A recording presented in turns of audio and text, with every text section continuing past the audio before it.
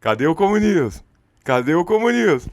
Achou! Olá, jovem! Seja bem-vindo a esse lindo canal, um canal de YouTube. Então já senta o dedo no like, já ativa o seu sininho, já compartilha canal que é fruto do amor proibido de três pessoas lindas. Eu, João, redes na tela, menino Rafa e Dona Nune, redes na tela. E se você quer apoiar esse canal e manter esse canal, vire membro desse canal ou entre no nosso Apoia-se. Lembrando que temos o projeto das bibliotecas populares. A primeira já está entregue, as 5 segundas está indo e tem uma biblioteca nova que o tio vai apoiar também lá na favela da Babilônia, junto com o pessoal da Palestina. Vai ser um negócio pica. Em breve eu falo disso com vocês. Agora é vídeo. Vídeo para vocês.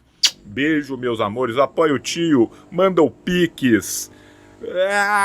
Falha e falhará. Falha, falha e falhará. Falha, falha e falhará. Olá, jovens! Sejam muito bem-vindos, sejam muito bem-vindas, sejam muito bem-vindos e sejam sempre bem-viados. Hoje nós estamos aqui para fazer aquilo que o jovem ama, o famosíssimo react de texto, tá?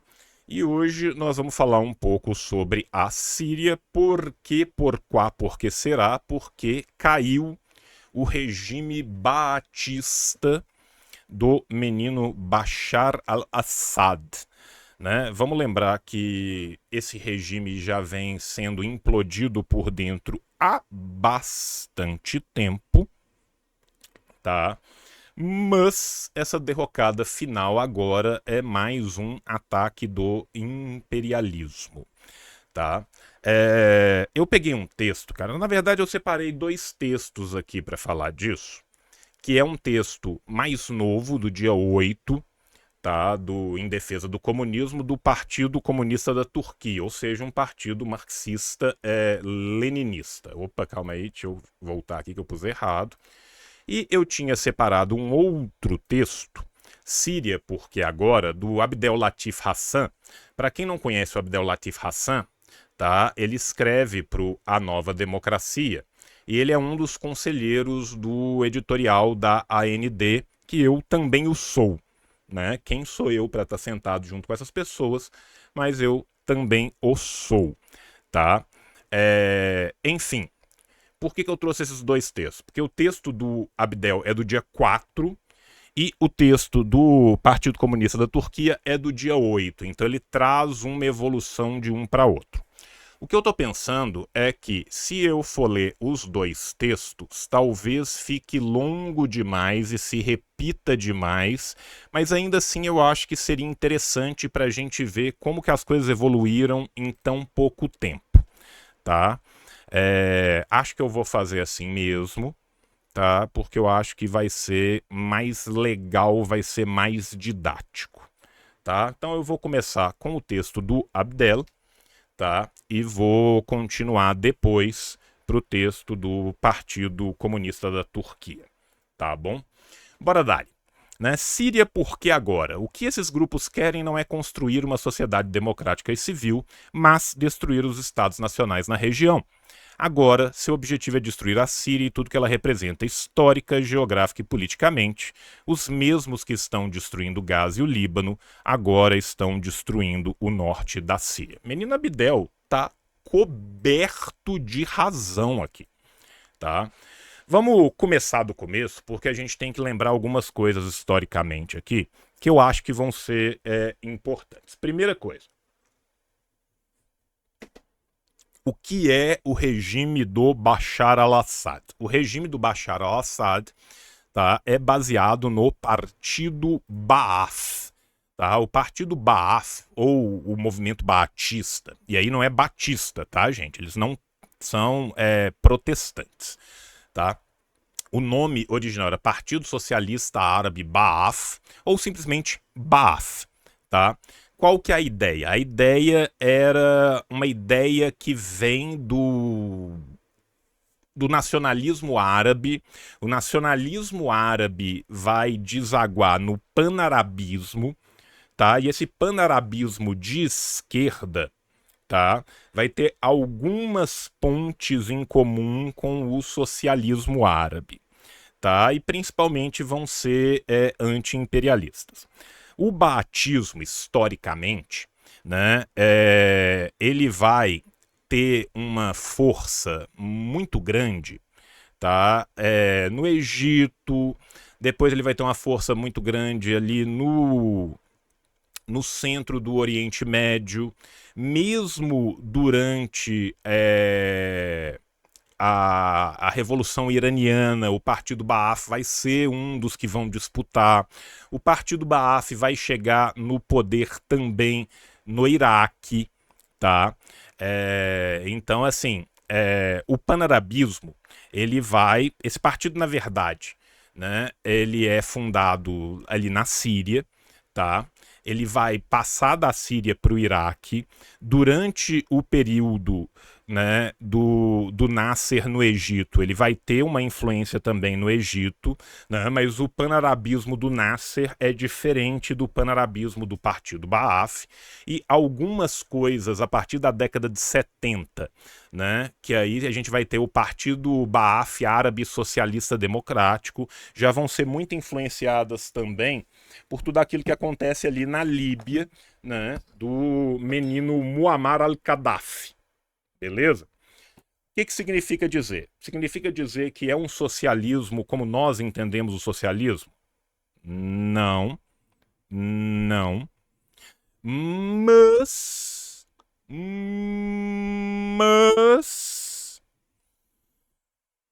tem algumas características de um nacionalismo bastante mais avançado, com uma divisão melhor do que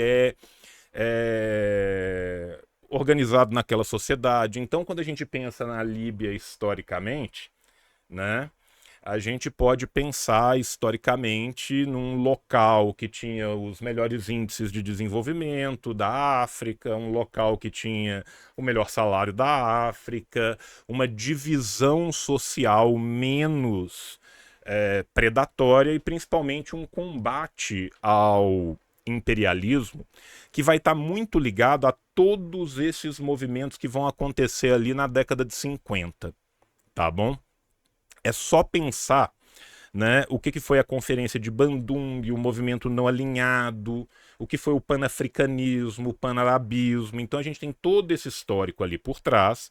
E por mais que esses partidos ao longo do tempo vão se degringolando, vão se tornando cada vez mais arraigados, né, a uma mentalidade de ocupação de poderes à la burguesia ocidental, ou seja, tem corrupção pra caralho ali dentro, acaba que as mesmas famílias vão se mantendo no poder, eles ainda assim, né, eram muito mais avançados do que os regimes puramente filo-ocidentais que a gente tinha nos locais.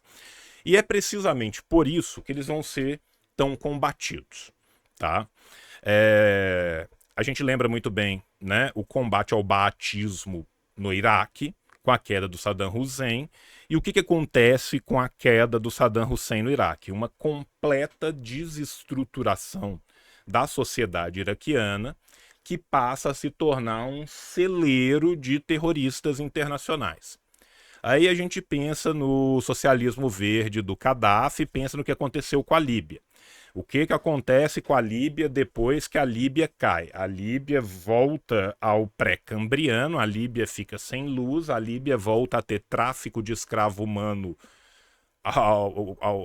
em praça aberta às 2 da tarde e vira um celeiro de criação de terrorismo internacional. O que acontece com a Síria? A Síria, primeiro, né, vai ser brutalmente atacada pelo ISIS, vulgo Daesh, né? Que qual que era a ideia? Criar um califado sunita, wahhabita, salafista, tá? Na região da Síria e do Iraque. Quem quiser me ouvir falar durante muito tempo sobre isso, inclusive não só eu, mas também, né, outros professores e outros pensadores, né, eu fiz com o nosso querido homem chamado Xadrez Verbal, há muitos anos atrás, um Foi o quê? Agora eu esqueci qual podcast que foi. A gente fez um podcast junto sobre proxy wars no Oriente Médio. Tô tentando lembrar. Foi um anticast. A gente fez um anticast, né, sobre esse tema, onde a gente estava discutindo essas proxy wars. O que significa proxy war? Proxy war é uma guerra por procuração, tá? Ou seja, se de um lado a gente teve, né, no Oriente Médio uma, entre aspas, revolução que leva à formação do Irã, que é xiita, a gente teve também no Oriente Médio, né, uma construção a longo prazo de basicamente um califado sunita, que é a Arábia Saudita. Os xiitas e os sunitas são naturalmente radicais, porque todo mundo que é do Islã é naturalmente radical? Não, seu orientalista sujo, filho da puta e preconceituoso.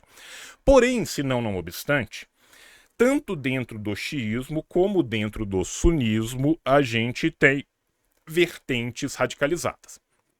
A mais radicalizada de todas ficam dentro do sunismo, tá? Dentro dos sunismos a gente tem o wahhabismo e os salafitas, que vão se basear em teóricos islâmicos medievais do século XII e do século XIII para criar a ideia de um califado purista que tem uma ética de guerra do século XII e do século XIII. Então nós estamos falando um negócio que é brutalmente misógino, que é brutalmente preconceituoso com o estrangeiro, que é brutalmente preconceituoso com todos aqueles que não aceitam o Islã, só que tem os Biruleib, que até hoje seguem esta linha. Qual que é o maior de todos hoje em dia? A Al-Qaeda e todos os seus braços. Quem criou, municiou, treinou e deu grana para a Al-Qaeda do Osama Bin Laden? Os Estados Unidos. E também quem adora mandar dinheiro para fundamentalista é Israel, tá? Por quê? Porque esse tipo de ideologia ajuda muito a pseudo-polícia do mundo a poder manter seus ditames colonialistas na região. Tá? Então o ISIS, o Daesh, que era, né, exatamente o Estado Islâmico para o Levante e para o Iraque, né, vai tentar subir ao poder, né, vai conseguir tomar o poder durante um tempo, né, que é o califado do al-Baghdadi, até que eles vão ser detronados do poder. Isso, né, o Abu Bakr al-Baghdadi vai ser morto, eles vão ser finalmente perseguidos e sendo retirados, tanto do Iraque quanto do norte da Síria, mas isso não faz com que acabem os movimentos fundamentalistas wahhabitas e salafitas na região. Eles continuam e eles continuam sendo pagos com dinheiro ocidental, tá? Ocidental. Então a gente pode ficar tranquilinho, tá? Que tem muita grana estadunidense, muita grana israelense, muita grana europeia envolvida no subsídio desses governos. Por quê?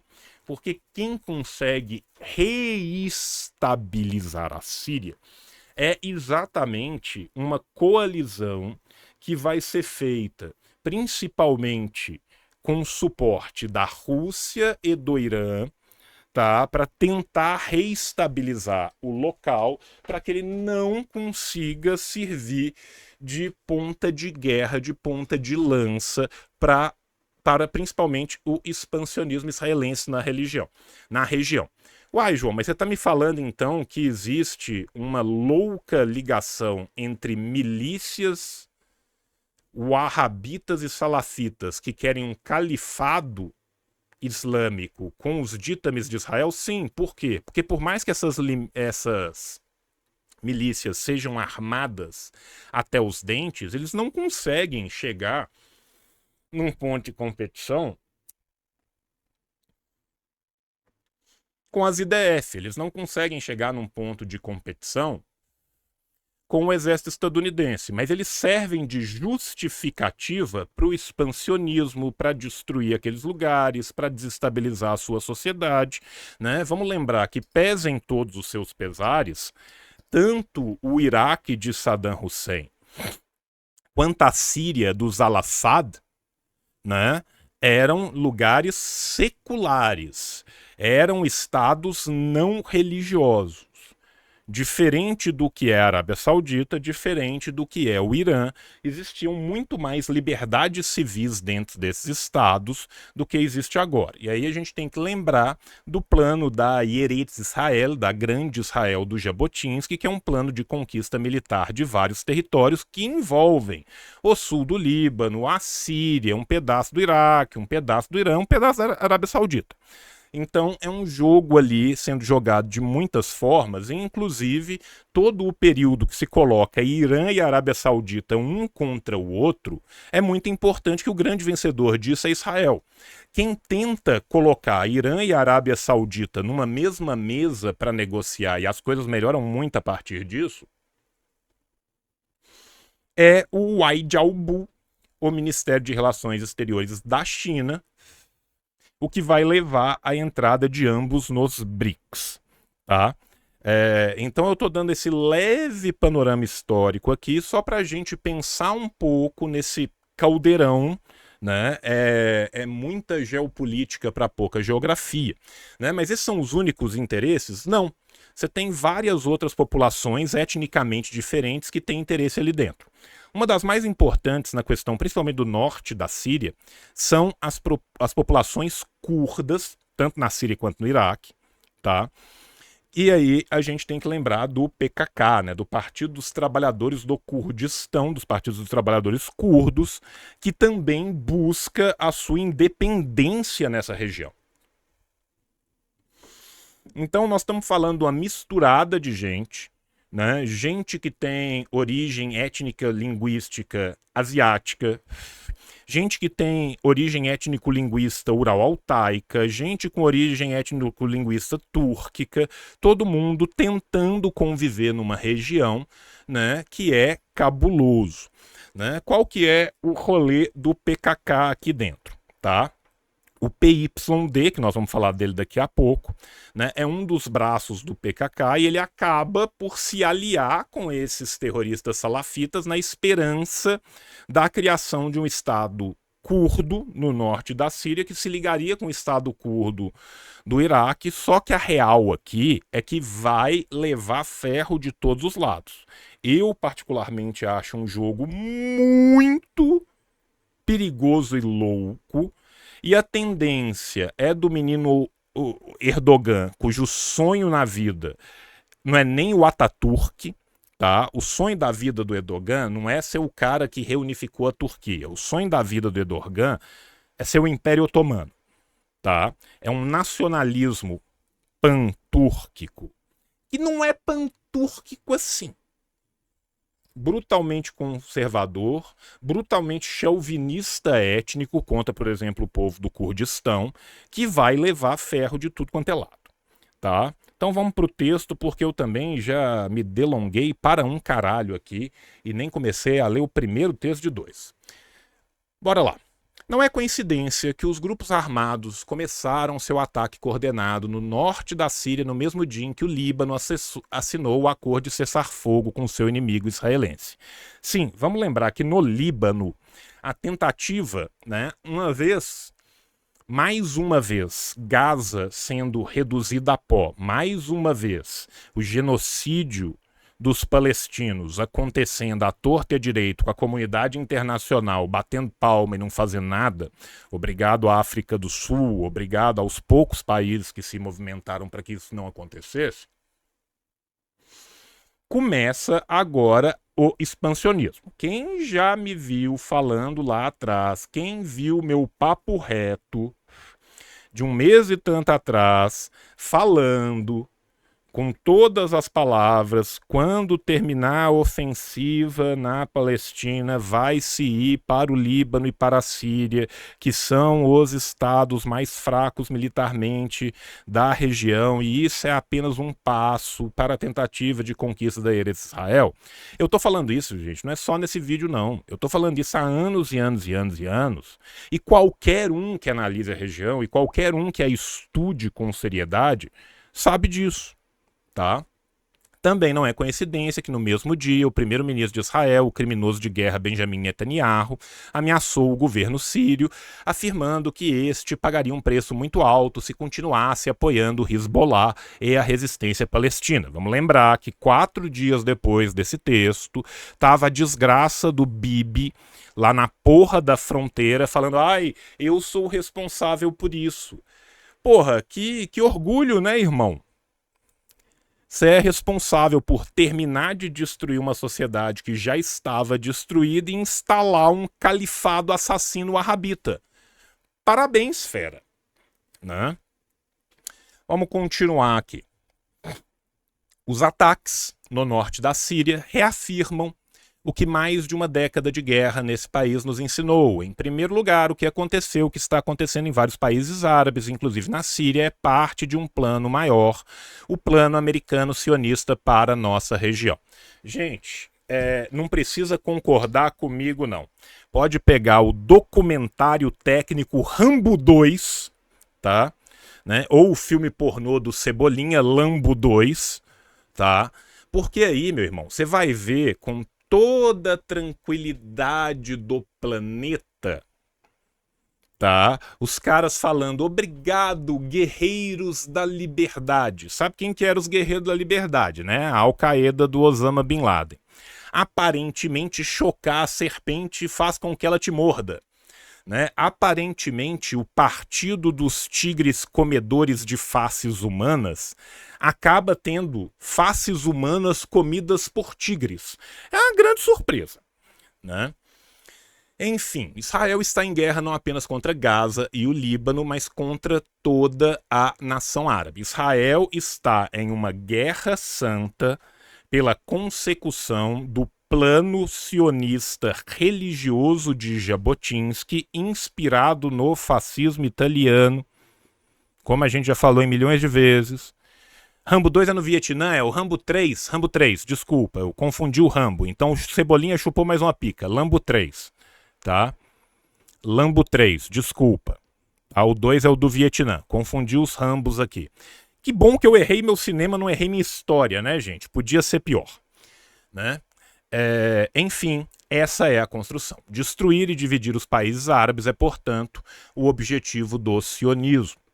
Na Síria, estão tentando implantar grupos extremistas e terroristas que não passam de mercenários pagos com o intuito de destruir o Estado sírio. Deu bom. Conseguiram. Isso faz parte da guerra que Israel iniciou em Gaza e no Líbano e que agora avança na Síria para consolidar Israel como a única potência militar e política no mundo árabe. Aí, meu filho, sabe qual que é o problema? O problema é que é muito fácil conseguir isso contra a Síria, que já estava implodindo há muito tempo. Contra o Líbano deu errado. Vamos lembrar que a ofensiva por terra de Israel contra o Líbano não conseguiu tomar nada, foi debelada pelas forças locais e pelas forças do Hezbollah, né? Só que o objetivo final aqui não está em Damasco, tá? O objetivo final aqui não vai parar na Síria. O objetivo final aqui é Irã, e depois do Irã é a Arábia Saudita, e depois da Arábia Saudita é Egito. Só que Arábia Saudita, Irã, Egito, que suco ferve de forma diferente. E o Irã vem evitando a todo custo levar a guerra até o seu território. E vem evitando a todo custo ter que usar toda a capacidade do seu armamento, porque quando isso acontecer, vai ser um morticínio sem fim. Israel não se importa com esse morticínio sem fim. Israel é um estado religioso, fundamentalista e genocida. Acho que o Egito vem antes. Também concordo, Maurício. Desses três, o mais fraco militarmente é o Egito. Eles tiraram as linhas de suprimento do Hezbollah. Sim e não. Sim e não, tá? Infelizmente, para Israel, né, o Hezbollah consegue, né, subsidiar outras linhas, o Irã consegue trazer outras coisas. É claro que agora vai ficar 10 vezes mais difícil? Vai ter que passar isso por outros territórios? Vai. Esse é um golpe decisivo que isola e acaba com o Hezbollah para sempre? Não, não é, tá? Então, assim, é foda, tá? É foda, é o que os caras estão tentando, né? Só para vocês terem uma ideia, gente, todos esses grupos que a gente vai falando aqui, eles todos chegam numa mesma fonte. Tá, então assim, o Hayat Tahrir al-Sham, né, o famoso HTS, que é a Organização da Libertação do Levante. O que é o HTS? O HTS é a Al-Qaeda na Síria, tá? O HTS é o ISIS 2.0, tá?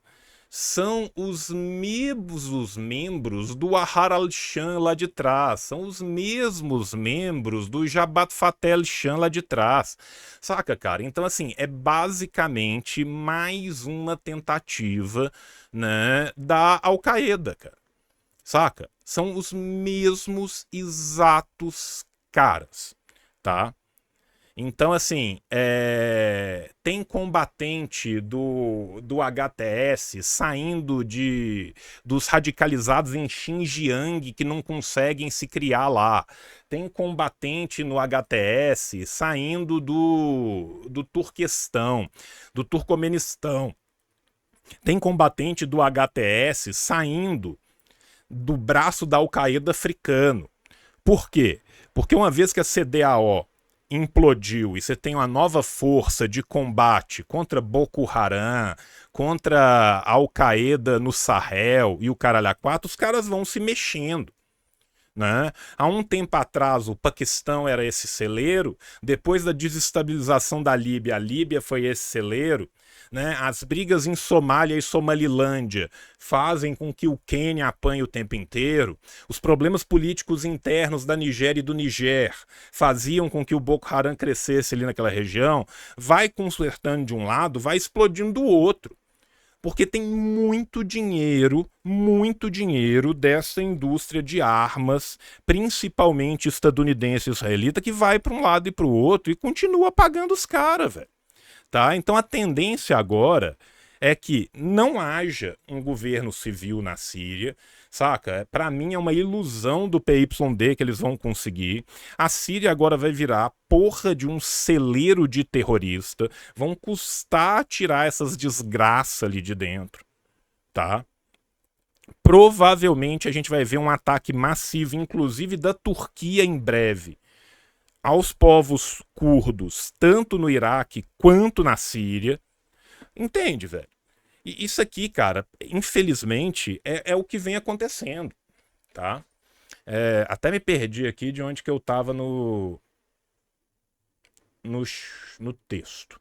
Enfrentar esses grupos, achei, faz parte da luta do eixo de resistência para combater o plano que ameaça a nação árabe, nossa pátria, e principalmente as forças de resistência na região. Segundo ponto, vale lembrar que o que chamam de Primavera Árabe, que foi um grupo de revoluções coloridas. O que é revolução colorida, João?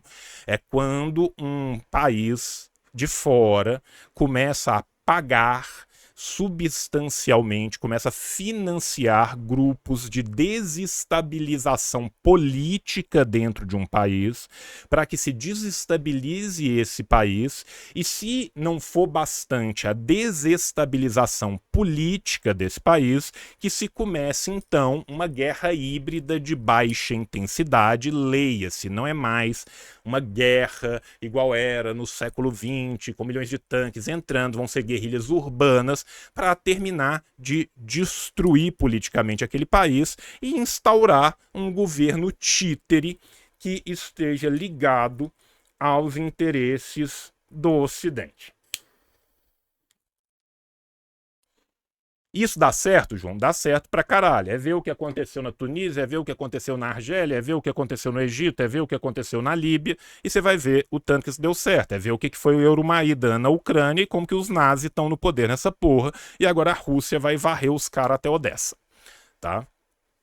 Resultou na divisão e destruição de vários países, dentre eles a Líbia, o Iraque e o Iêmen. O Iêmen, que é muito disputado, o Iêmen que tem os Houthi tentando reunificar o Iêmen contra essa revolução colorida. E aí, gente, a gente tem que lembrar dos asseclas dos Estados Unidos.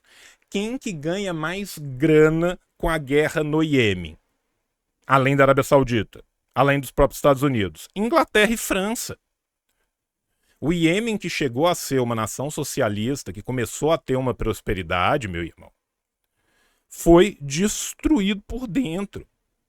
Acabou, o Iêmen acabou, tá? Quem ganha muita grana com isso? A França, a Inglaterra, os Estados Unidos. Porra! Então, meu irmão, é foda. É foda. Tá? O que esses grupos querem não é construir uma sociedade democrática e civil, mas destruir os estados nacionais na região. Agora, seu objetivo é destruir a Síria e tudo o que ela representa, história, geográfica e politicamente. Os mesmos que estão destruindo Gaza e o Líbano estão destruindo o norte da Síria.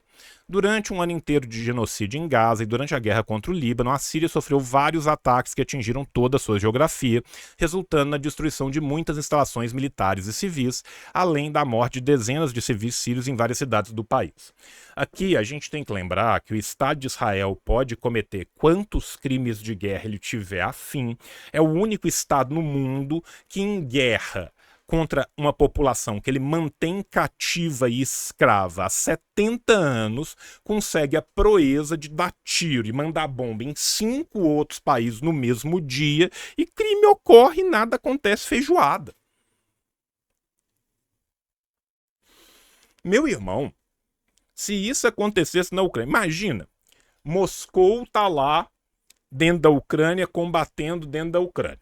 Aí, em vez de Moscou mandar uma bomba em Zaporizhia, mandar uma bomba em Odessa, imagina que Moscou atacasse a Finlândia, a Polônia, a Suécia no mesmo dia.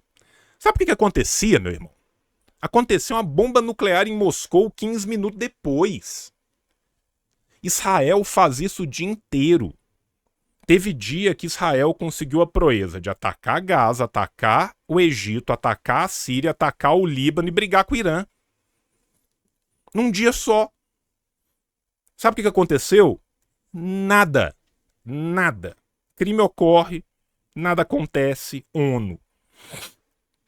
Entretanto, esses ataques falham em afastar a Síria do eixo de resistência, especialmente no que diz respeito à relação estratégica entre o Hezbollah, a resistência palestina e a resistência síria. Vinha funcionando, agora caiu de vez, e na hora que o suco ferveu, né, o Bashar al-Assad fez o quê? Pediu asilo político, negociou com os terroristas e falou: toma essa porra aí, eu tô fugindo para Moscou. Essa é a real, tá? Então, quando a gente falava do apoio cheio de vírgulas ao Bashar al-Assad, não é à toa que o apoio é cheio de vírgulas, tá? Não é à toa que o apoio é cheio de vírgulas, tá? Por quê? Porque a única coisa boa que ele fazia ali era manter uma sociedade secular e anti-imperialista. Peidou na farofa. Era menos pior com ele do que será sem ele, tá? Israel atacou o Egito? Sim, na fronteira com o Egito, quando estava tendo, né, a fuga em massa dos palestinos para a região, se eu não me engano, de Golã, teve ataques de Israel à fronteira que ultrapassaram a fronteira e chegaram no solo do Egito. Tá? Então os caras atacaram a fronteira. Essa ofensiva atual do eixo inimigo, formado por Estados Unidos, Israel, o Ocidente, utiliza instrumentos locais, como tais grupos terroristas que alegam facilmente serem muçulmanos, mas que na verdade são ferramentas do projeto imperialista e sionista na região. E aqui, gente, a gente sabe muito bem o que que é um ISIS, a gente sabe muito bem o que que é um Boko Haram, a gente sabe muito bem o que que é um HTS. Nós estamos falando, gente, de decapitação na rua, nós estamos falando de morticínio de mulheres. Sinai, obrigado, Golã na Síria. Eu tô com a Síria na cabeça e falei errado. Sinai, tá? Nas colinas do Sinai, na região do Sinai, teve ataque que ultrapassou a fronteira. Obrigado, viu, Heart 95. Então, assim, nós estamos falando aqui, gente, de um pessoal ultraconservador com uma mentalidade medieval, né, na Península do Sinai. Sim, gente, sim, errei. Erro meu, obrigado pela correção. Gente, inclusive, agradeço muito, tá? A gente vai falando aqui de cabeça, pensando num lugar, pensando no outro, a gente erra mesmo. Então, brigadão, tá? Eu tô tentando ficar atento no chat aí, porque às vezes eu falo bobagem, tá? Outra coisa que eu provavelmente vou cometer aqui é chamar o TKP de PKK, tá? Eu sempre faço esse erro, eu sempre chamo o TKP de PKK. Se acontecer, vocês me corrigem também, tá? Enfim, o que a gente vai ter agora é esse morticínio brutal. Tio, o rolê do uso de armas químicas contra a população é só narrativa? Não, muitas vezes são usadas. Só que esses caras não produzem essas armas, né? Olha que coisa louca. Quem são os produtores dessa arma, né? Aqui, o George Clooney é que tem razão, saca? Aqui quem tem razão é o George Clooney, meu irmão. Tá? É só ver Siriana. É só ver Siriana. Saca? Esses caras não têm a capacidade de produzir essas armas. Quem tem capacidade de produzir essas armas na região não tá usando. Quem que tá usando essas armas então? Como que essas armas chegaram nesses caras? Né? Enfim, é o que a gente fala aqui e denuncia o tempo inteiro. Terceiro ponto, é inimaginável que tais grupos extremistas, inimigos da democracia e da sociedade civil, sejam capazes de elaborar um projeto democrático que cause mudanças positivas no mundo árabe. Tá ouvindo, né? PYD. Tá? Aqui, gente, só para quem não sabe, tá? O PYD é o Partido da União Democrática, tá? Partia Yequitia Democrat, né? Eu não sei pronunciar as coisas nem em turco, nem em curdo, então quem souber que me corrija, que é basicamente um braço do PKK no norte da Síria, tá? Afinal, o que é o PKK? O PKK é o Partido dos Trabalhadores do Kurdistão, Partia Karkerin Kurdistan, tá? A ideia desse partido é, uma vez que os curdos, como minoria étnica, eram muito perseguidos, tanto no Iraque como na Síria, tinham uma relação detrimental com os estados sob a égide do baatismo, pelo seu não panarabismo ali dentro, né, eles tentarem fazer uma região só deles, tentarem a sua independência. A queda da Síria vai prejudicar de alguma forma a religião ali? Vai, para um caralho. É isso que nós estamos falando o tempo todo aqui, Cauã. Deixa eu voltar. O que eles desejam não é democracia, mas derrotar a resistência na região do Oriente Médio. Aí, a gente tem que entender o seguinte, o que eles desejam e como que eles são manipulados. Uma coisa é uma coisa, outra coisa é outra coisa. O que eles desejam? Um califado conservador, salafita e wahhabita. Tá? Esses são os caras mais conservadores possíveis dentro do sunismo e eles desejam um califado, tá? Eles desejam a construção de um Estado brutalmente ortodoxo, ultraconservador, na interpretação mais bizarramente medieval do planeta, tá? E o sonho deles é conseguir isso. Tá? O sonho deles é conseguir isso, tá? Os curdos, eles não são romani, tá? O povo curdo, ele é um povo da mesma origem do povo iraniano, tá?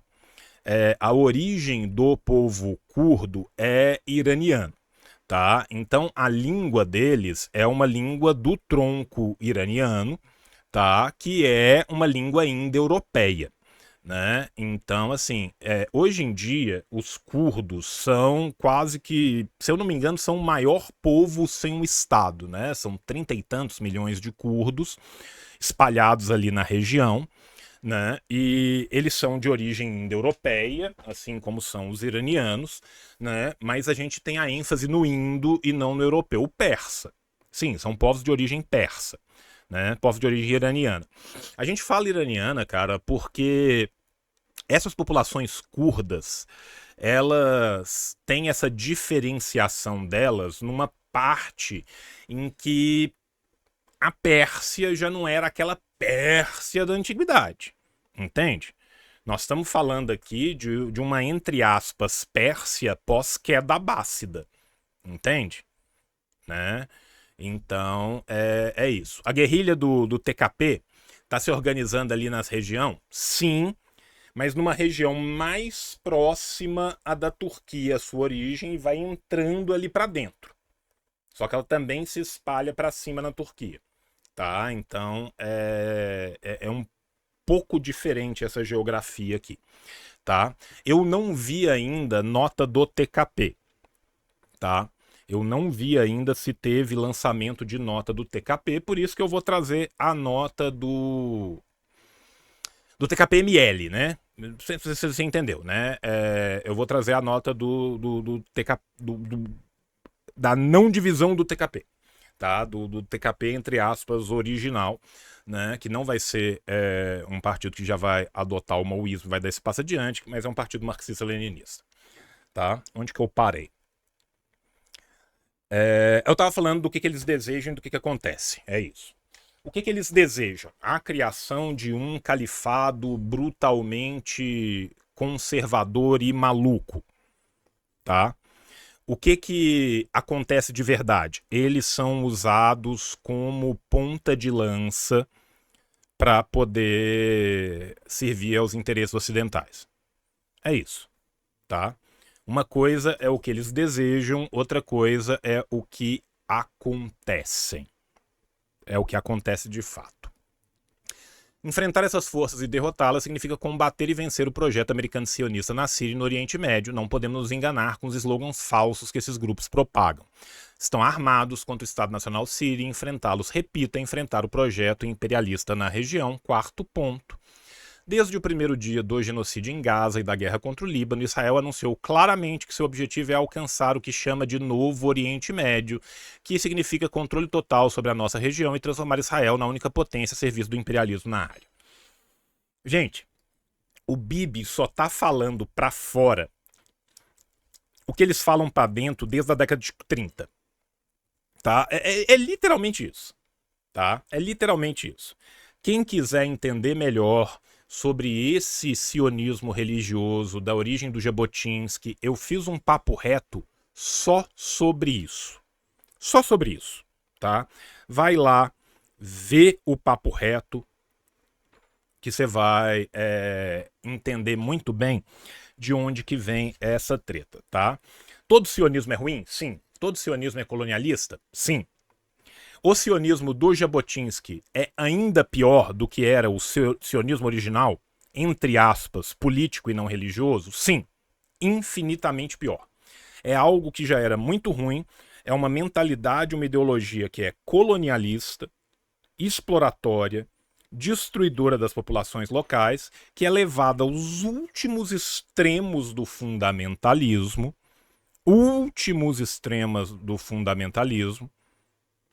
para fazer isso. Dona Bruna colocou aqui uma coisa interessante. Vi duas falas ontem, não sei o que é achismo, não sei o que é real. Uma que os Estados Unidos prometeram o fim da guerra para o Putin, entregando a Ucrânia em troco daquela área. Por isso que o AI saiu de boa, que o Assad saiu de boa. Então, eu sinceramente duvido que isso aconteça, sabe por quê? Primeiro, promessa de Estados Unidos e OTAN e merda vale a mesma coisa.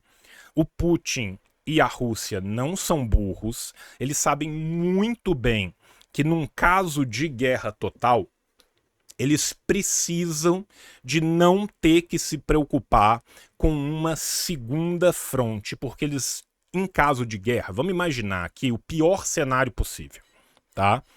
O conflito na Ucrânia escalona, o Trump não consegue fazer uma pax na região, e a gente entra numa guerra total da OTAN contra a Rússia. A Rússia teria que, ao mesmo tempo, já ter que dar conta dos Estados Unidos e da Europa. Lembrando que se a Europa está ao alcance atômico da Rússia em menos de 10 a 15 minutos, a Rússia está ao alcance atômico da Europa em 30, em 25. Ou seja, vamos imaginar que a Rússia tivesse que usar todo o seu poderio militar. O que provavelmente ela faria? Ela atacaria os Estados Unidos com um pulso eletromagnético, porque os Estados Unidos não conseguem se defender do atual arsenal de pulso eletromagnético russo, e ela teria que atacar nuclearmente a Europa Ocidental. Vai voltar, gente. Vai voltar. O míssil saiu de cá, o míssil sai de lá. Você imagina o grau de morticínio desse tipo de guerra? Agora imagina que a Rússia, além de lidar com isso, tivesse que lidar com todos os mísseis saindo do Oriente Médio estacionado em posições pró-OTAN e pró-Ocidente. Aí fudeu de vez, entende? Então, assim, eu acho muito difícil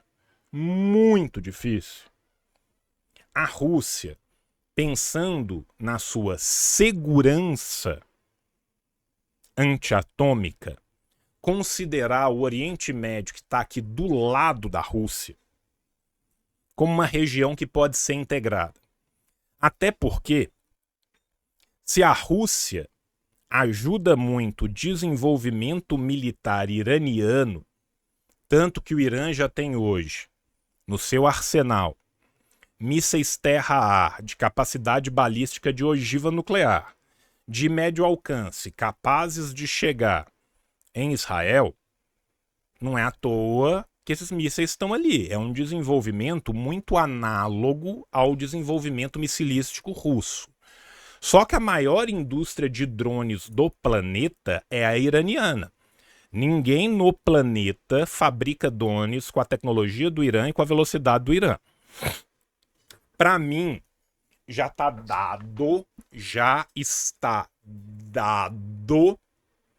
que o Irã tem capacidade do ciclo militar, do ciclo nuclear inteiro. Se a gente pensa nos terremotos que aconteceram perto das bases iranianas, que foram terremotos localizados de baixa intensidade, e a gente vê os abalos sísmicos que aconteceram na Coreia do Norte, quando dos primeiros testes atômicos embaixo do solo na Coreia do Norte, eles são basicamente iguais. Para bom entendedor, meia palavra basta. Quando a Rússia, sem nenhum tipo de necessidade aparente, demonstra a velocidade e eficácia do seu terra-ar de meio alcance, de médio alcance, contra a Ucrânia, ela não está dissuadindo a Ucrânia. Ela está contando para Israel e para o Ocidente o que o Irã já tem. O Irã já anunciou capacidade missilística análoga. Esse teste dos novos mísseis russos ali não são só para mostrar para a Ucrânia. Esses testes são para mostrar que o suco ferve diferente em outros jeitos. Agora, quem que vai querer uma guerra total dessa para matar 150, 300, 450 milhões de seres humanos? É só o insano, é só o sociopata. E venhamos e convenhamos, em grau de sociopatia, tá difícil de alguém chegar perto do Netanyahu, tá? Tá difícil de alguém chegar perto do Netanyahu. Os regimes árabes aliados aos Estados Unidos e o Ocidente são parte desse projeto e a normalidade com Israel é a base dessa estratégia. Destruir e dividir a Síria também faz parte disso. Oi, Jordânia, tá? Essa indireta é para você, baby girl, tá? Você peidou na farofa, você abandonou o movimento punk nos anos 80 e você abriu o butico pro boy lixo, tá? Essa aqui é direta pra você, essa indireta, tá? Essa é uma indiretíssima. Deixa eu só ver o que o pessoal pôs aqui no chat. 2, continuando da Bruna aqui.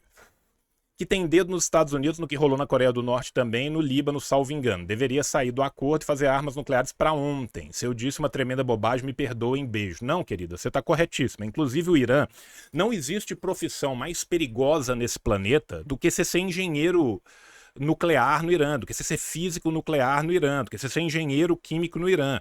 Todo mundo é morto. Todo mundo é morto. É uma coisa insana. Tá? O Thales, ainda por cima, sobre Gaza, as ideias nazistas se esgueiram. Minha tia conspiróloga caiu nisso em pele de pró-Palestina para justificar o Holocausto e não diferenciar sionismo e judaísmo. O que fazer? Aqui a gente pontua isso o tempo inteiro, gente.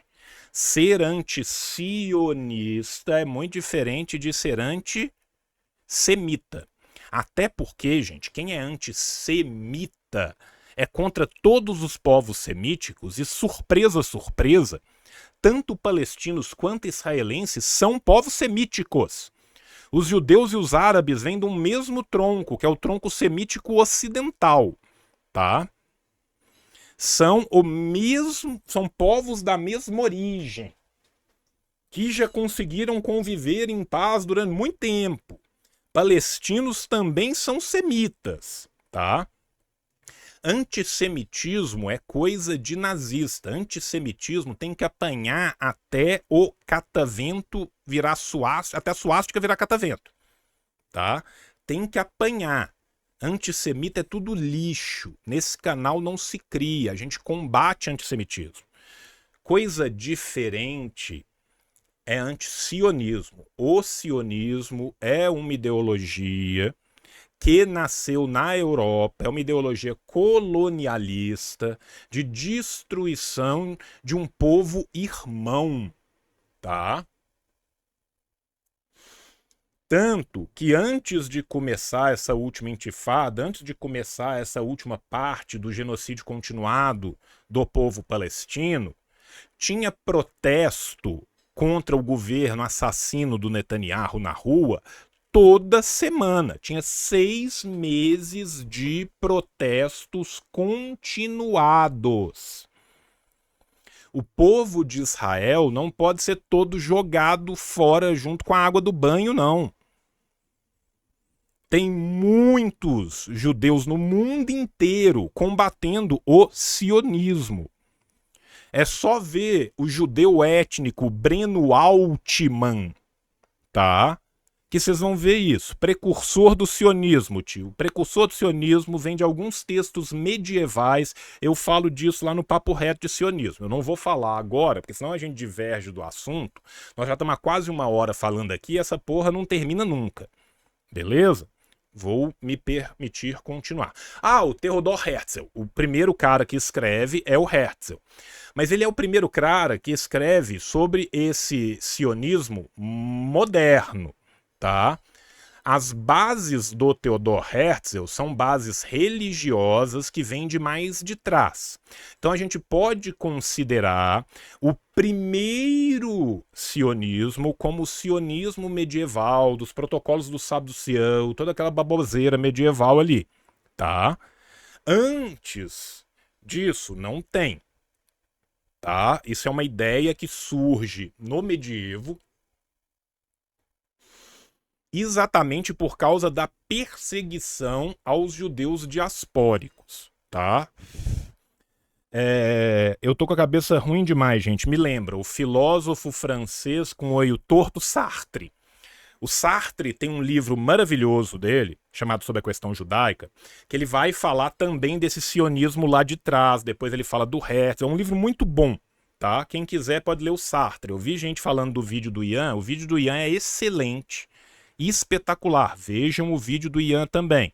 Tem vídeo ruim sobre isso? Tem, o meu. Os meus, na verdade. tá? Então tem vídeo muito ruim também. Quer ver um vídeo ruim, vê o meu. Quer ver um vídeo muito bom, vê o do Ian. Quer ler um livro muito bom, lê o do Sartre, tá? Destruir e dividir a Síria também faz parte disso. Os revolucionários árabes, os regimes aliados do Ocidente na região, financiaram e amaram grupos terroristas não apenas na Síria, mas também na Líbia, no Iêmen e no Iraque. E aqui, gente, não é só a Jordânia, não, tá? Aqui tem muita grana emirática entrando ali junto também. Tem grana que sai do Bahrein, tem grana que sai dos Emirados, tá? Tem grana que sai da Arábia Saudita, tem grana que sai da Jordânia, tem grana que sai da própria Israel, tá? Aqui a grana sai de muitos lugares diferentes. O do Eduardo Said você considera bom também? Espetacular. É só porque eu falei de um só. Como estavam perguntando sobre a origem, eu peguei uma versão histórica que eu acho mais completa. O Said é um culturalista, então o Said ele tem uma outra pegada, que é diferente da pegada do livro do Sartre, mas é muito bom também, tá bom? Não é de se estranhar que representantes desses grupos armados tenham anunciado nos últimos dias que estão prontos para abrir uma embaixada da entidade sionista em Damasco, ou em Alepo, ou onde for necessário. O que está acontecendo na Síria hoje não é uma guerra contra o regime, mas uma guerra contra todas as forças de resistência na Palestina e no Líbano. A Palestina é quem é mais afetada nessa guerra, um conflito que ocorre no norte da Síria, mas cujo objetivo é atingir todos aqueles que resistem à ocupação sionista e à influência americana no mundo árabe. Corretíssimo. Esses grupos não dispararam uma única bala contra Israel em apoio a Gaza, nem sequer condenaram o genocídio na Palestina. Agora estão com todas as forças, iniciaram uma guerra destrutiva contra o povo e o Estado sírio a serviço do imperialismo e do sionismo. Wells. Olha que surpresa, quem paga a banda escolhe a música. Vocês conseguem ficar surpresos com isso? Porque eu não consigo, né? É óbvio que esse pessoal não vai condenar, é óbvio que esse pessoal não vai ajudar o povo palestino. Como que eles vão fazer isso e receber a grana e receber as armas ao mesmo tempo? Esses grupos pensam que a Síria, após o que ocorreu no Líbano e a guerra em Gaza, sucumbirá, mas estão enganados. 4 dias antes, tá, gente? Falharam contra o Hezbollah, que anunciou e anuncia todos os dias que apoia a Palestina e a causa palestina como uma questão de vida e morte. A organização do Hezbollah é outra. O Hezbollah está organizado não como força principal do Líbano, né? Tem o backup lá do Irã lá atrás. E o Irã também não vai aguentar fazer backup de todo mundo o tempo todo. Em Gaza também não alcançaram seus objetivos. Sim, a resistência do povo palestino é uma das coisas mais impressionantes do mundo inteiro. Na Síria tampouco alcançarão o que desejam. Infelizmente, essa previsão caiu por terra, por isso que eu escolhi ela para mostrar o que aconteceu 4 dias depois. Portanto, as forças de resistência, tanto na Palestina quanto no Líbano e certamente na Síria, serão capazes não apenas de enfrentar, mas de derrotar nosso inimigo. Na Palestina, sim. No Líbano, sim. Na Síria, não. E aí, gente, todo esse histórico anterior, tudo o que aconteceu antes com Daesh, toda a pulverização política, tudo isso que a gente está falando, é importante. Vocês entenderam por que eu fui lá atrás para vir cá na frente?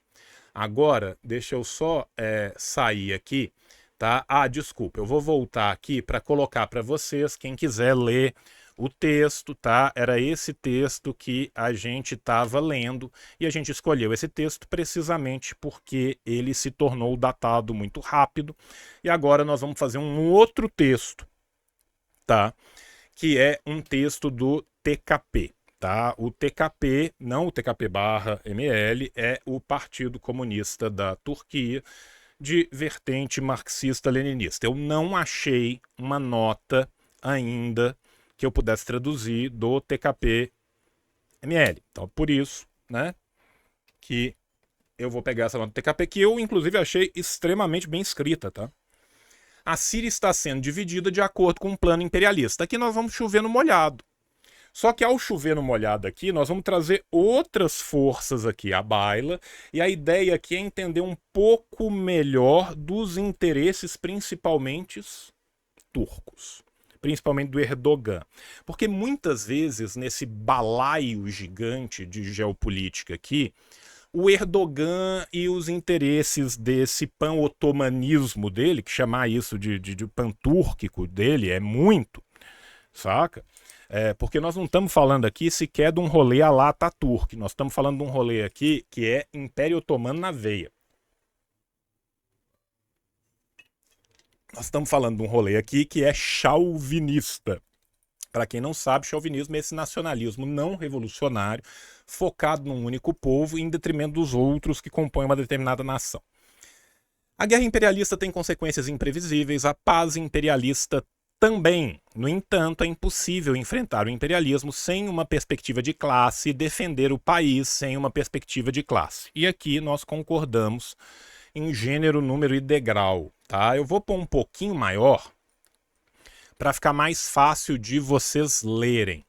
Acho que assim tá bom para todo mundo ler, tá? Acho que assim tá bom para todo mundo ler, tá? Essas são as últimas avaliações do Kemal Okuyan, secretário-geral do TKP, o Partido Comunista Turco. Não há nada desconhecido sobre o que está acontecendo na Síria. E aí, gente, a gente tem que lembrar de mais um termo que a gente sempre fla e que eu ainda não falei, que é a balcanização. Quem criou o termo balcanização? O termo balcanização é criado indiretamente pelo general Pilsudski. Quem foi o general Pilsudski? Um antigo socialista na sua infância que se torna um baita de um fascista e consegue fazer o primeiro governo fascista de fato da Europa, que foi o governo fascista da Polônia, quando da Guerra Civil Russa, que de guerra civil não tem nada, uma vez que a Rússia era atacada por 14 outras nacionalidades. O Pilsudski, que era um baita gênio militar, decide fazer vários ataques em frontes diferentes nas regiões fronteiriças da Polônia e da Ucrânia com a Rússia. Para quê? Para criar vários focos que divergissem o exército e permitissem a criação de pequeninos locais de resistência se tornarem estados satélites de forma a diminuir aquele país e lotear aquele país. Algumas décadas depois, o analista da CIA, o analista dos Estados Unidos de origem polonesa, Zbigniew Brzezinski, propõe a balcanização. O que é a balcanização? Vai chamar balcanização por causa dos Balcãs, onde você vai pulverizar milhões de países, que é basicamente dividir para conquistar, que é a ideia de dividir esse país, criar vários focos de guerra ao mesmo tempo nas suas fronteiras, fazendo intervenções que tragam à baila a questão étnica, que tragam à baila questões fronteiriças, brigas entre povos, para acabar com uma união nacional de um país inteiro e criar vários pequenos países, que é muito mais fácil de você influenciar sob a égide do Ocidente. Tá? Então, explicado isso, vamos continuar. Não há nada desconhecido sobre o que está acontecendo na Síria. Com o colapso da União Soviética, um dos instrumentos mais importantes da agressão imperialista, chamado de Nova Ordem Mundial, foi o de fragmentar países e dividir o mundo em pequenas unidades. Tá vendo como é que foi importante eu te explicar? Alguns saudaram isso como cada nação tem direito à soberania, outros tentaram simplificar como os Estados-nação estão sendo atacados. Desde então, temos explicado que a questão é puramente de classe, que os monopólios multinacionais não querem restrições ao movimento de capital, à exploração dos trabalhadores e à apropriação dos recursos naturais. A questão não é verdadeiramente nacional, mas de classe. A questão aqui é manter o pau torando, é colocar sobre a égide do capitalismo, tá? É colocar sobre a égide do capitalismo tudo isso que vem acontecendo em todos os locais do mundo.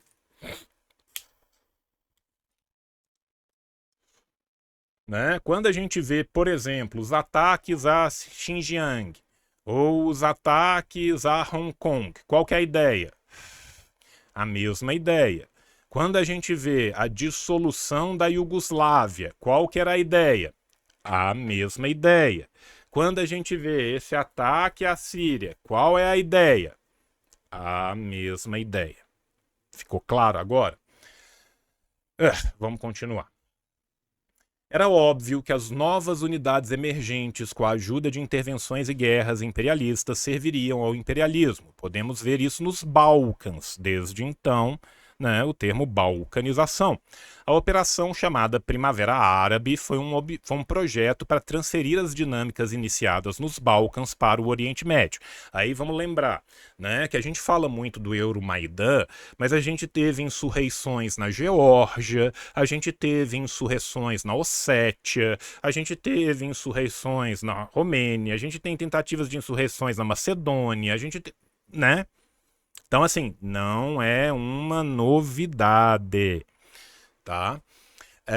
As dinâmicas iniciadas nos Balcãs para o Oriente Médio. Oriente Médio e a África, né? Vamos lembrar que aquilo que passa no Oriente Médio também passou por todo o Sahel.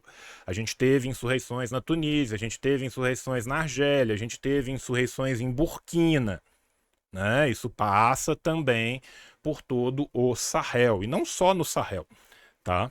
Na África subsaariana também a gente tem outros movimentos que são muito análogos.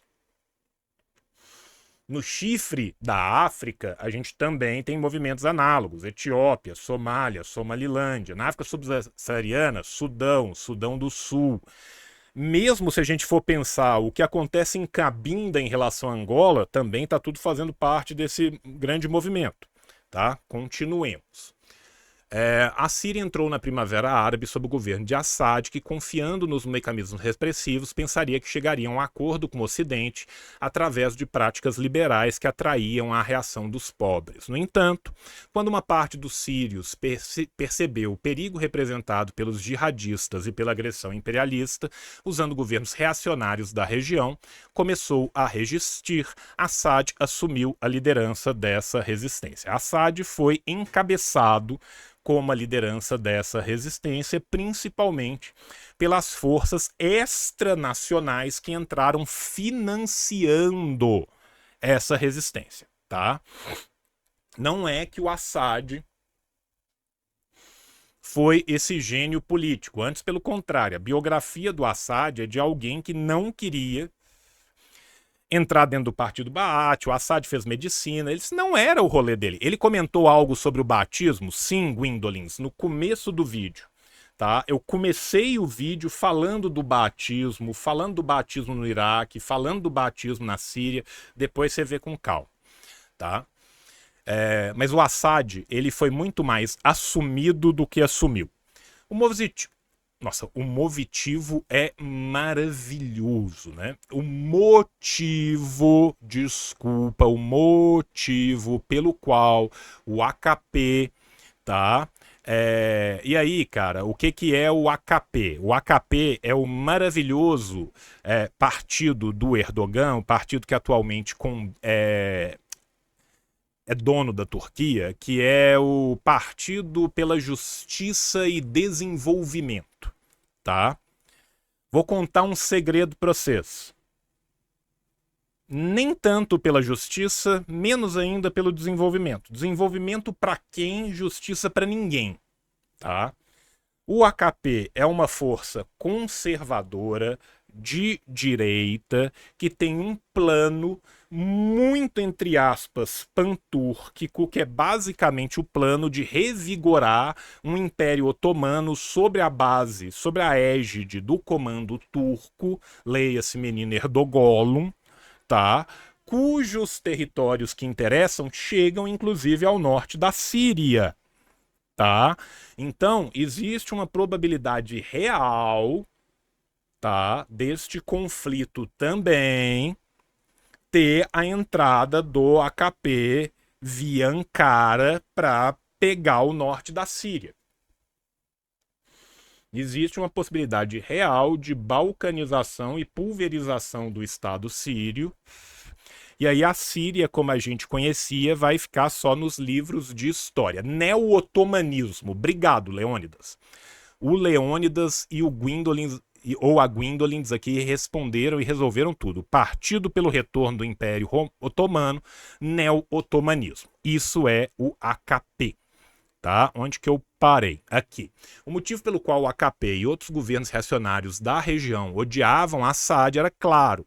Se Assad não tivesse resistido decisivamente, o imperialismo dos Estados Unidos e a coalizão jihadista teriam moldado a região inteira como queriam. O Irão e a Rússia fortaleceram essa resistência, sem dúvida em seus próprios interesses, e não conseguiram derrubar a Síria.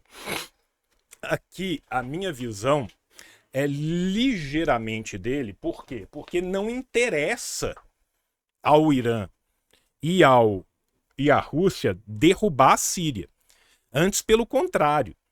Para o Irã ter a Síria como um estado tampão é maravilhoso, maravilhoso. E para a Rússia ter uma estabilidade anti-imperialista no baatismo era maravilhoso.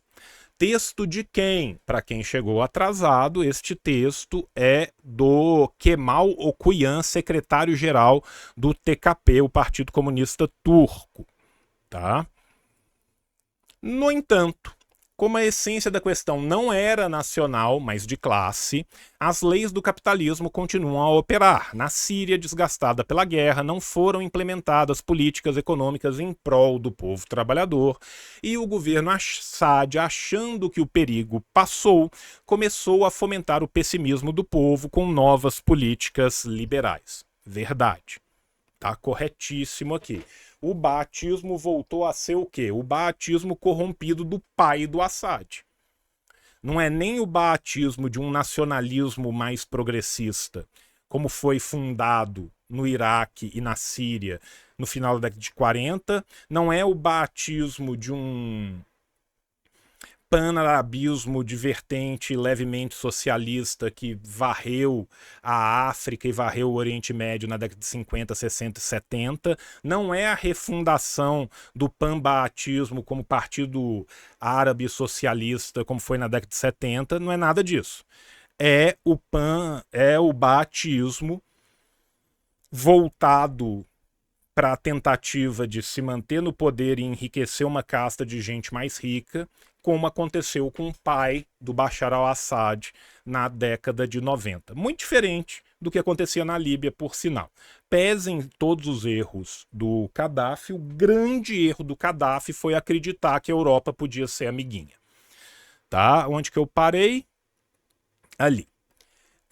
Por outro lado, a chamada Frente de Resistência, ou mais geralmente os BRICS, que eram promovidos como alternativa ao sistema de alianças liderado pelos Estados Unidos, baseavam-se no mesmo sistema de exploração capitalista que os Estados Unidos e seus aliados. No capitalismo não há princípios, há competição, conflito e parceria de interesses. Este homem está escrevendo sem camisa, né? Porque frio não sente.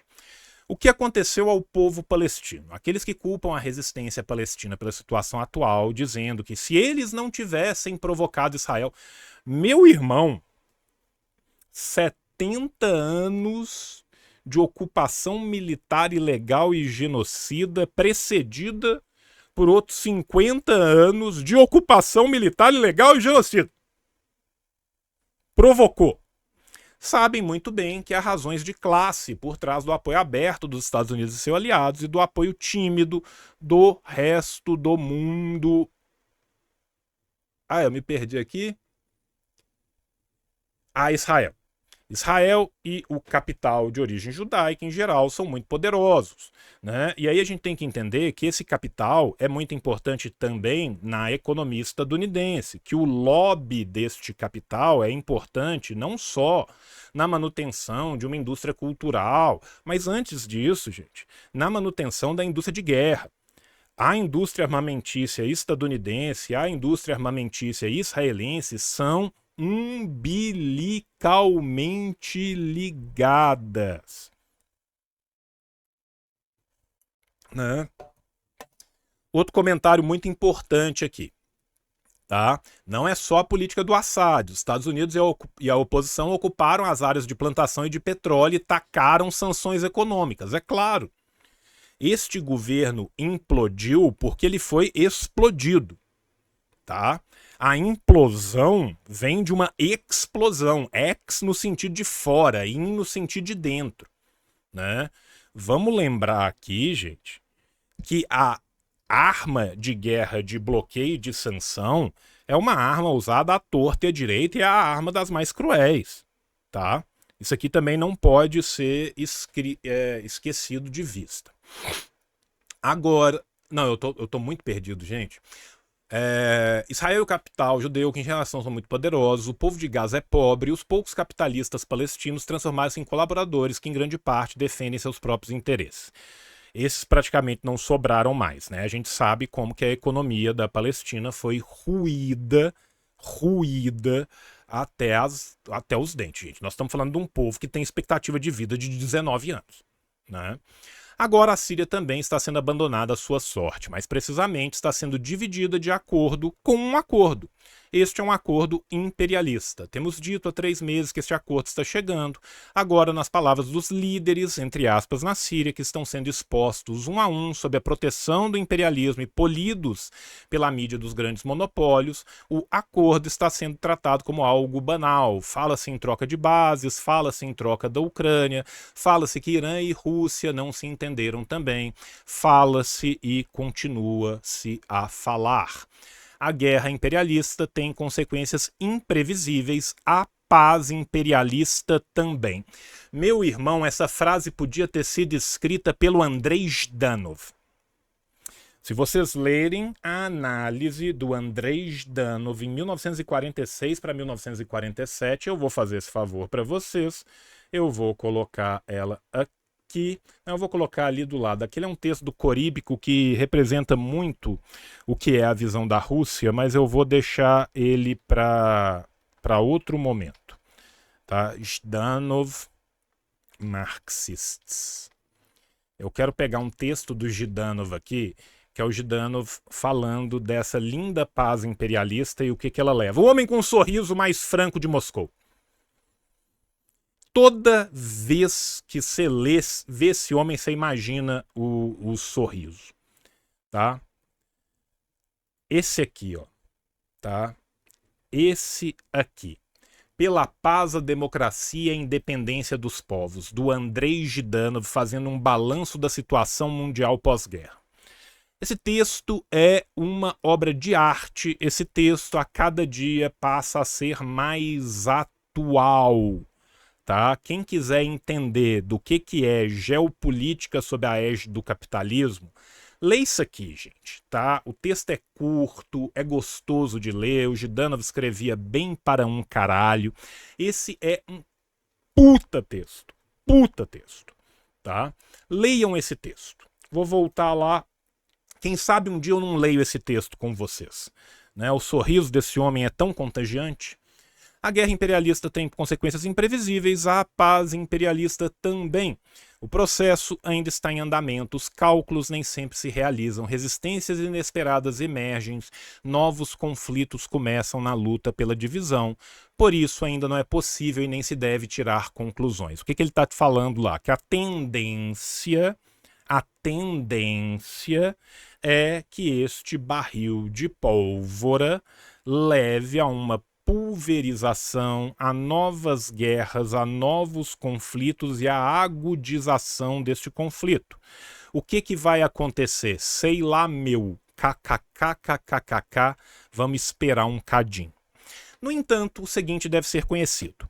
É impossível enfrentar o imperialismo sem uma perspectiva de classe e defender o país sem uma perspectiva de classe. Defender o país sem perspectiva de classe. Chauvinismo. Defender o país com uma perspectiva de classe. Revolução nacional. Essa é a diferença. Este é o ponto a que se chega através de conflitos de interesse entre países capitalistas e das políticas de, entre muitas aspas, segurança desenvolvidas contra esta ou aquela nação ou seita. Quanto à Turquia, e aqui é a parte que mais me interessa desse texto, porque no Ocidente a gente estuda muito pouco Turquia, a Turquia fica ali metade de um lado, metade do outro e ninguém estuda a Turquia. Essa é a parte mais legal, tá bom? Bora dar. aqueles que clamaram que um Estado curto é ótimo. O cobertor desse Estado é muito curto. Um Estado curdo está sendo estabelecido e que HTS e PYD estão cooperando, e aqui eu vou mais uma vez falar para vocês. Quem é o HTS? O HTS é o Hayat Tahrir al-Sham, a Organização pela Libertação do Levante. Leia-se, a Al-Qaeda na Síria, salafita, jihadista, sunismo ortodoxo bizarro, cujo nascedouro se dá lá atrás na Arábia Saudita, como a gente já falou antes, e o Partido Democrático da União, tá? Que é conhecido em curdo como Partia Yekitia Demokrat, tá? Que é basicamente um braço do PKK, o Partido dos Trabalhadores do Kurdistão, para o norte da Síria. E aqui eu reitero a minha análise particular de que o povo curdo e o PKK estão jogando um jogo muito perigoso que vai fazer com que ele se foda, tá? Eu sinceramente acredito, tá, que uma vez que se tenha um pouquinho mais de estabilidade, tanto o HTS quanto o AKP vão se virar rapidamente contra o povo curdo, tá? O povo curdo tem tudo para se fuder grandaço nesse rolê, tá? E eu acho muito difícil mesmo que eles consigam minimamente qualquer construção de um Estado curdo no norte da Síria, porque eles vão ser perseguidos. De um lado por Ankara, do outro por Israel, de um terceiro pelos Estados Unidos e de um quarto pelo próprio HTS. E não vai ser só o HTS, não. Tá? Existe também o FSA que eles estão falando ali, tá vendo? A questão é, se HTS, Al-Nusra, Al-Qaeda, ISIS, HTS, Al-Nusra, Al-Qaeda e ISIS são basicamente quatro facetas do mesmo geodo, tá? Nós estamos falando aqui do pessoal muito fundamentalista islâmico. Tá? O FSA, que é o Exército Livre da Síria, ele já é muito mais plural. Por que que ele é muito mais plural? Tá? Ele é muito mais plural porque ele é anti-governo do Bashar al-Assad, é anti-comunidade curda, mas dentro dele tem elementos desde o secularismo islâmico até forças rebeldes fundamentalistas, tá? O FSA, ele é uma comunidade de grupos que se rebelaram na oposição contra o governo do al-Assad, muito mais do que um único órgão com uma única ideologia. Vamos lá de novo. Ou a questão é, se HTS, Al-Nusra, Al-Qaeda, ISIS, FSA, eu prefiro usar o termo Daesh, porque eles ficam putos, ou seus derivados entrarem pelo leste do Eufrates, saírem das colinas do Golã, tomarem toda a Síria em um califado sangrento e os comandantes jihadistas disserem: os turcos são nossos amigos, você vai respirar aliviado? O que ele está falando aqui? Ele está falando, gente, que esse cão raivoso, como vocês disseram aí no chat, vai morder a bunda de todo mundo. Vai morder a bunda de todo mundo. Haveria aqueles que sim, né? Construção, alimentos, energia, têxteis, monopólios automotivos, bancos. Estes não são a Turquia, são aqueles que exploram a Turquia. O que ele está querendo dizer com isso? Ele está querendo dizer com isso que o AKP, Tá? Ele está querendo dizer com isso que o Erdogan está disposto a se unir com quem seja para conseguir o seu objetivo. E se for preciso de criar uma falsa coalizão durante um tempo para explorar essa galera, assim como rolou no Iraque, foda-se. Como ficam os cristãos e as minorias na Síria? Não ficam. Não ficam. Tá? Esse que é o ponto. Se eles se unirem, é um balaio de caranguejo. Um vai puxar o outro para baixo, eles vão se atacar. A classe capitalista não se importa com nações, ela quer exploração, saque, mobilidade fácil, quer dividir os trabalhadores. Há também muitos desses na Síria. Agora esse processo deve ser completamente combatido e a legitimação dessa vergonha deve ser evitada. Então, a luta continua. Essa luta é contra o imperialismo, contra o reacionarismo, contra a exploração e ela não terminará.